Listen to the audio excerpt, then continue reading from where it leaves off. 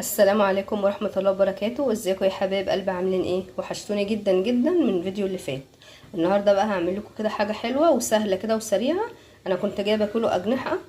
انا كنت الاول بسلقه وبعد كده بروح محمره على طول. في فيديو انا صورته قبل كده سلقناه وبعد كده حمرناه على طول في دقيق ونشا وكاري. النهارده بقى هنعمله بطريقه مختلفه هتعجبكم ان شاء الله.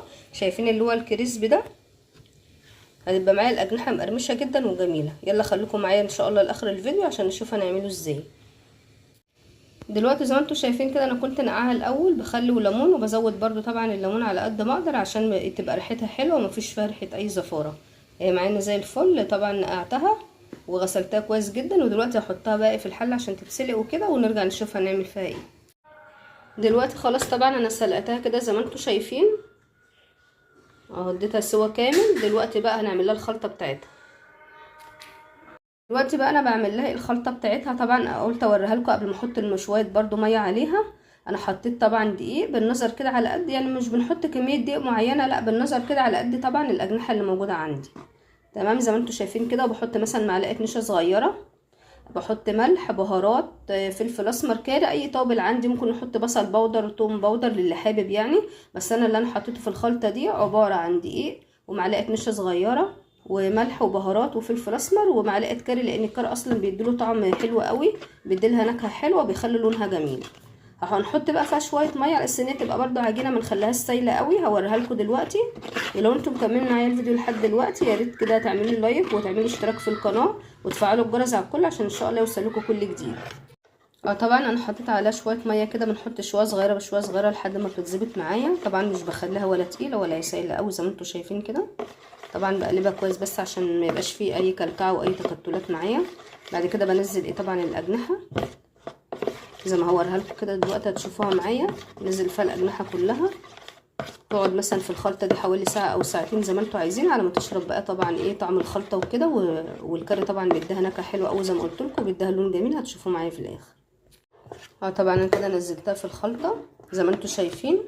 طبعا بقلبها كويس قوي، بدهنها كويس قوي، بقلبها كويس قوي عشان تشرب من الخليط بتاعي زي ما انتم شايفين كده. بقلبها طبعا كذا مره لحد ما بتاكد ان هي كلها شربت من الخليط. اللهم صل وسلم وبارك على سيدنا محمد. بحطها بقى مثلا في التلاجة ممكن ساعه ساعتين، يعني حسب برضو الوقت المتاح بالنسبه لنا زي ما انتم شايفين كده. طبعا هو لو ساعه او ساعه ونص برضو الدنيا هتبقى كويسه معايا وهتكون شربت من الخليط ده كويس جدا. بعد كده بحمرها بقى، بدهنها بالكريسبي زي ما تشوفوا معايا، وبنحطها في زيت يكون سخن وغزير، يكون مثلا انا مسخناه كويس قوي عشان تبقى اللون بتاعي تدينا لون حلو للكريسبي.